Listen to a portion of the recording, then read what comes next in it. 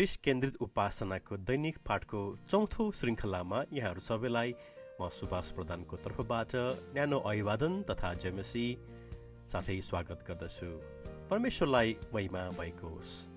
श्रोता, यो कार्यक्रम सम्पूर्ण बाइबलद्वारा ख्रिस्टको सर्वोच्चता प्रकट गर्ने उद्देश्यले तयार गरिएको छ अनि यो सत्यतालाई हामीले श्रृङ्खलाबद्ध तरिकाले प्रकाशमा ल्याउने भएको कारण कुनै पनि भाग तथा श्रृङ्खला नछुटाउनको लागि विनम्र अनुरोध गर्दछु। साथै हजुरले यदि पहिलो पटक यो कार्यक्रम सुन्दै हुनुहुन्छ भने अघिल्ला श्रृङ्खलाहरू सुन्नको लागि म विनम्र अनुरोध गर्दछु। यसो गर्नाले श्रृङ्खलाको सन्दर्भ र आजको पाठ बुझ्न यहाँलाई सहज हुनेछ। धन्यवाद। आउनुहोस् हामी आजको पाठमा प्रवेश गरौँ। भाग 4। आज हामी सबै ईश्वर शास्त्रीय सिद्धान्तको केन्द्र येशू ख्रिस्ट हुनुहुन्छ भन्ने शीर्षकमा अध्ययन गर्नेछौँ। एउटा मण्डलीमा एकजना पाहुना प्रचारकले परमेश्वरको वचनबाट ख्रिस्टको ईश्वरत्वको महत्त्वको बारेमा प्रचार गरिसकेपछि त्यस मण्डलीका पास्टर उनी कहाँ आएर भन्नुभएछ, हाम्रो मण्डलीमा विश्वासीहरूले थियोलोजी बुझ्दैन, यसै कारण हामी थियोलोजीको कुरा गर्दैनौँ। यस्तो थियोलोजीको वचन पनि ल्याउने हो त? यो घटना एउटा सहरको मण्डलीको हो। प्रिय श्रोता, परमेश्वरको मण्डलीमा परमेश्वरको बारेमा चर्चा नगरी के को बारेमा चर्चा गर्ने हो त? होइन र? मैले भन्न खोजेको चाहिँ वचनबाट सेवा गर्ने हरेकले थियोलोजी गरिरहेका हुन्छन्। किनभने थियोलोजीको मूल मर्म भनेको ग्रिक भाषाको थियोस र लोगोसको दुई शब्दको सम्मिश्रणबाट बनेको शब्द थियोलोजी हो। थियोस जसको अर्थ परमेश्वर वा ईश्वर हुन्छ भने लोगोसको अर्थ अध्ययन, छलफल, बातचित, संवाद अथवा चर्चा गर्ने भन्ने अर्थ लाग्छ। असर्थ थियोलोजीको अर्थ चाहिँ परमेश्वरको बारेमा अध्ययन गर्नु, परमेश्वरको बारेमा छलफल गर्नु, परमेश्वरको संवाद गर्नु, परमेश्वरको बारेमा चर्चा गर्नु भन्ने लाग्छ। त्यसो हो भने जो कोही पास्टर वा अगुवा जसले परमेश्वरको बारेमा अरूलाई बताउँछ उसले वास्तवमा थियोलोजी गरिरहेको हुन्छ। साधारण अर्थमा हरेक वचनको प्रचारमा परमेश्वरको चर्चा गरिन्छ भने त्यो थियोलोजी नै गरिरहेको हो। तर थियोलोजी गरेको छुइनँ भने तपाईँले सुन्नुभएको छ भने सायद त्यसको तात्पर्य बाइबल कलेजबाट अध्ययन गरेको छैन भन्दा पनि आफूले सुव्यवस्थित तरिकाले ईश्वर शास्त्रीय अध्ययन गरेको छैन भन्ने बुझिन्छ। मैले यति लामो भूमिका यस अर्थमा राखेको छु कि यहाँहरूलाई यो उजागर गर्न खोज्दैछु कि येशू ख्रिस्ट नै सबै ईश्वर शास्त्रीय सिद्धान्तको केन्द्रबिन्दु हुनुहुन्छ। उहाँलाई छोडेर हामी साँचो बाइबलीय सिद्धान्तको अध्ययन गर्न सक्दैनौँ। जसरी हाम्रो सौर्यमण्डलमा सबै ग्रहहरूले सूर्यको परिक्रमा गरिरहेका हुन्छन्, त्यसरी नै सबै ईश्वर शास्त्रीय सिद्धान्तहरूले येशू ख्रिस्टकै वरिपरि घुमिरहेका हुन्छन्, किनकि उहाँ नै सबै बाइबलीय शास्त्रको केन्द्रबिन्दु हुनुहुन्छ। उहाँको व्यवस्था वा उहाँको सत्यतालाई इन्कार गरी कुनै पनि सत्यता सिकाइन्छ भने त्यो सठिक सत्यता हुने छैन। श्रोता, हिजोको श्रृङ्खलामा बाइबल एउटै विषयको पुस्तक हो र सबै पात्रहरू र घटनाहरूले आउनु हुने महान र उत्तम येशूको बारेमा सङ्केत गर्दछ भन्ने अध्ययन गरिरहेका थियौँ भने आज हामी सबै ईश्वर शास्त्रीय सिद्धान्तको केन्द्रबिन्दु येशू ख्रिस्ट हुनुहुन्छ भनी हेर्नेछौँ। सुव्यवस्थित ईश्वर शास्त्रीय सिद्धान्तमा मुख्य गरिकन 8वटा सिद्धान्तहरू रहेका छन् र कतिले 10 पनि भन्ने गरेका छन्। हामी हरेक सिद्धान्तहरूमा येशू कसरी केन्द्रबिन्दु हुनुहुन्छ भनेर हेर्नेछौँ। पहिलो, वचन सम्बन्धी सिद्धान्त। यसलाई हामी कति पटक बिब्लियोलोजी पनि भन्छौँ। वचन सम्बन्धी सिद्धान्तमा बाइबलले यही कुरा बताउँदछ कि आदिमा येशू नै वचन हुनुहुन्थ्यो। यूहन्नाको पुस्तकमा हामीले हेर्यौँ भने आदिमा वचन हुनुहुन्थ्यो, वचन परमेश्वरसँग हुनुहुन्थ्यो अनि वचन परमेश्वर हुनुहुन्थ्यो। उहाँ आदिमा परमेश्वरसँग हुनुहुन्थ्यो अनि 14 पदमा यही वचन देहधारी हुनुभयो भनेर भनेको छ।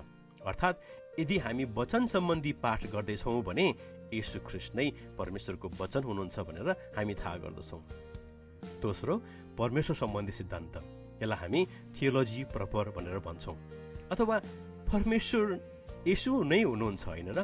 होइन, येशू ख्रिस्ट नै प्रभु हुनुहुन्छ भनेर हामी जसरी गाउँछौँ एक मात्र ईश्वर, जसरी अघि यूहन्ना 1:1 र 2 हामीले पाठ गरेका थियौँ कि आदिमा वचन हुनुहुन्थ्यो र वचन परमेश्वरसँग हुनुहुन्थ्यो अनि वचन परमेश्वर हुनुहुन्थ्यो भनेपछि यदि परमेश्वर सम्बन्धी अध्ययन गरिन्छ भने येशू ख्रीष्ट नै यसको अध्ययनको विषय बन्नुहुन्छ। किनभने जसरी कलसीको पुस्तकले हामीलाई बताउँदछ कि येशू नै अदृश्य परमेश्वरको दृश्य रूप हुनुहुन्छ। अनि यूहन्ना 10:30 हामी यही कुरा पाउँछौँ, पिता र म एकै हुँ। त्यस कारणले ख्रीष्टको अध्ययन नगरिकन परमेश्वरको पूर्णताको अध्ययन गर्न असम्भव रहेको छ। तेस्रो नम्बर, यस संसार र मानिस सम्बन्धीको सृष्टिको सिद्धान्त हैन। हामीलाई थाहा छ कि बाइबलमा कि उहाँले नै अथवा येशूले नै यस संसारको सृष्टि गर्नुभएको छ। अघि पढेको खण्ड यूहन्ना 1:1-3 आदिमा वचन हुनुहुन्थ्यो, वचन परमेश्वरसँग हुनुहुन्थ्यो अनि वचन परमेश्वर हुनुहुन्थ्यो। उहाँ आदिमा परमेश्वरसँग हुनुहुन्थ्यो। सबै थोक, सुन्नुहोस् है त, सबै थोक उहाँद्वारा बनिए र बनिएको कुनै पनि उहाँ बिना बनिएन। देख्नुभयो त, यस संसारको सृष्टिको बारेमा अध्ययन गर्नुहुन्छ भने सृष्टिकर्ता येशूको बारेमा अध्ययन गर्न जरुरी छ। यति मात्र होइन, कलसीको पुस्तकमा हामीले हेर्यौँ भने किनकि उहाँमा नै सबै थोक सृष्टि गरिएका थिए, अर्थात् येशूमा स्वर्गमा र पृथ्वीमाथि भएका दृश्य र अदृश्य थोकहरू, चाहे सिंहासनहरू, चाहे प्रभुत्वहरू, चाहे प्रधानताहरू, चाहे अधिकारहरू, सबै थोक उहाँद्वारै र उहाँकै निम्ति सिर्जिएका हुन्। यसै गरिकन हामीले हिब्रूमा पनि पढ्यौँ भने प्राचीन कालमा हाम्रा पिता पुर्खाहरूसँग अगमवक्ताहरूद्वारा धेरै र विभिन्न तरिकाले परमेश्वर बोल्नुभयो, तर यी आखिरी दिनमा उहाँ आफ्ना पुत्रद्वारा हामीसँग बोल्नु भएको छ। पुत्रलाई नै, सुन्नुहोस् है त, पुत्रलाई नै उहाँले सबै कुराका उत्तराधिकारी नियुक्त गर्नुभयो। उहाँद्वारा नै समस्त सृष्टि पनि रच्नुभयो। देख्नुभयो प्रिय श्रोता कि सृष्टिको बारेमा तपाईँ शिक्षा सिकाउँदै हुनुहुन्छ भने ख्रीष्ट केन्द्रबिन्दु हुनुहुन्छ। चौथो, ख्रीष्ट सम्बन्धी सिद्धान्त अथवा ख्रिस्टोलोजी भनेर हामी भन्छौँ। अब ख्रीष्टकै बारेमा अध्ययन गर्ने भएपछि त ख्रीष्टकै बारेमा अध्ययन गर्न जरुरी छ, होइन र? यसोले भन्नुभयो, बाटो सत्य र जीवन मै हुँ, मद्वारा बाहेक कोही पनि पिता कहाँ आउन सक्दैन, होइन? बाइबल हामी तिमोथीको पुस्तकमा हामी पाउँछौँ, सबै मानिसले मुक्ति पाउन् र तिनीहरू सत्यको ज्ञानमा आउन् भन्ने इच्छा उहाँ गर्नुहुन्छ, किनकि परमेश्वर एउटै हुनुहुन्छ। परमेश्वर र मानिसको बीचमा मध्यस्थ पनि एउटै हुनुहुन्छ, मानिस ख्रीष्ट येशू। सो ख्रिस्टोलोजीमा ख्रीष्ट केन्द्रबिन्दु हुने नै भयो। पवित्र आत्मा सम्बन्धी कुरा गरौँ। 5औं नम्बर, पवित्र आत्मा सम्बन्धीको सिद्धान्तमा हो हामीलाई थाहा छ त्रिएकत्वको तेस्रो व्यक्तित्व सृष्टिको अगावै उहाँको भूमिका पवित्र आत्माको हामी देख्दछौँ। तथापि पवित्र आत्मालाई ख्रीष्टको आत्मा र परमेश्वरको आत्मा भनेर भनिएको छ। रोमी 8:9 यदि साँच्चै परमेश्वरको आत्मा तिमीहरूमा बास गर्नुहुन्छ भने तिमीहरू पापमय स्वभावमा होइन तर पवित्र आत्मामा हुन्छौ। तर कुनै मानिसमा ख्रीष्टको आत्मा हुनुहुन्न भने त त्यो उहाँको हुँदै होइन। त्यति मात्र होइन प्रियहरू, यदि हामीले हेर्यौँ भने पवित्र आत्मालाई पठाइदिने काम पनि येशूले नै गर्नुभएको छ, होइन? यूहन्ना 14:00, यूहन्ना 17:00 अति मात्र होइन, पवित्र आत्मा जब आउनुहुनेछ उहाँले येशूको महिमा गर्नुहुनेछ र येशूले सिकाउनु भएका कुराहरू सम्झना गराइदिनु हुनेछ भन्नुभएको छ। पवित्र आत्मा सम्बन्धी सिद्धान्तमा ख्रीष्ट यसको चाहिँ कारक हुनुहुन्छ। उद्धार सम्बन्धी सिद्धान्तमा थुप्रै बाइबलका पदहरू छन्, होइन? मुक्ति कसले दिनुहुन्छ त ख्रीष्टले। धार्मिक मानिसको निम्ति मर्नु तयार हुने बिरलै पाइएला, तर असल मानिसको निम्ति कसले मर्ने आँट पनि गरिहाल्ला। तर परमेश्वरले हाम्रो निम्ति उहाँको प्रेम यसैमा देखाउनुहुन्छ कि हामी पापी छँदै ख्रीष्ट हाम्रो निम्ति मर्नुभएको छ। उद्धार येशूले गर्नुभएको कारण उद्धार सम्बन्धीको सिद्धान्तमा ख्रीष्ट यसको केन्द्रबिन्दु हुनुहुन्छ, होइन र? मण्डली सम्बन्धीको सिद्धान्त कुरा गर्दाखेरि मण्डलीको संस्थापक त येशू नै हुनुहुन्छ नि, होइन? मत्ती 16:00 हामी पाउँछौँ कि म मेरो मण्डली यस चट्टानमाथि स्थापित गर्ने छु र नरकका ढोकाहरू त्यसमाथि विजय हुने छैनन् भनेर भनिएको छ। सबै शासन र अधिकार उहाँलाई दिएको छ।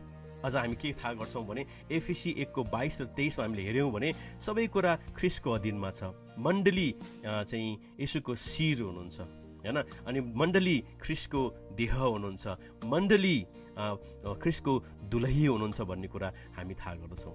मण्डलीको बारेमा सिकाउँदै हुनुहुन्छ वा सिक्दै हुनुहुन्छ भने ख्रिस्टविहीन भएर यो शिक्षा हामी सिक्न सक्दैनौँ र सिकाउन पनि सक्दैनौँ। र अन्तिममा भविष्य सम्बन्धी सिद्धान्तमा मलाई गजब के लाग्छ भने हामीले अन्त्यको दिन भन्ने बित्तिकै हामी कति पटक डराउने कुराहरूको मात्रै कुरा गर्छौँ, तर प्रकाशको पुस्तक चाहिँ अन्त्यको पुस्तक होइन नि प्रिय श्रोताहरू, यो त येशूको प्रकाशको पुस्तक हो। प्रकाश 1को 1 अध्यायमा हामी के थाहा गर्छौँ भने येशू ख्रिस्टको प्रकाश जो परमेश्वरले चाँडै हुन आउने कुराहरू आफ्ना सेवकलाई देखाउन उहाँलाई दिनुभयो भनिएको छ। जब येशू आउनुहुनेछ तब नै यो संसारको अन्त हुने हो। येशूको आगमन हाम्रो प्राथमिकता हो, किनभने हाम्रो प्रतीक्षाको पलको अन्त हुन्छ उहाँको आगमनमा। येशू उहाँको आगमनलाई प्रिय मान्नेहरूको निम्ति आउँदै हुनुहुन्छ। अब उपरान्त हाम्रो निम्ति धार्मिकताको मुकुट राखिएको छ, जो धार्मिकताका न्यायाधीश प्रभुले त्यस दिन मलाई दिनुहुनेछ र मलाई मात्र होइन तर उहाँको पुनरागमनलाई प्रिय मान्नेहरू सबैलाई दिनुहुनेछ भनेर 2 तिमोथी 4को 8मा हामी पाउँछौँ। त्यसैकारण प्रियहरू, मानिसहरू अन्त्यको सिद्धान्त भन्ने बित्तिकै 666 होइन त्यो पशु 7 वर्षको महासङ्कष्ट सम्झी आत्तिन्छन् अनि डराउँछन्। होइन, दुल्हा आउँदै हुनुहुन्छ भने दुल्हालाई प्रिय मान्ने दुलही कहिले डराउँदैन, होइन र श्रोता? कतै हाम्रो सिद्धान्तहरूको सिकाइ लाउडिकियाको मण्डली जस्तो त भएको छैन, जहाँ येशू मण्डलीको बाहिर हुनुहुन्छ प्रकाश 3को 20मा अनि भन्नुहुन्छ, ए मण्डली हेर म त बाहिर छु, कसैले मेरो स्वर सुनि ढोका खोल्छ भने म त्यसका भित्र आउनेछु।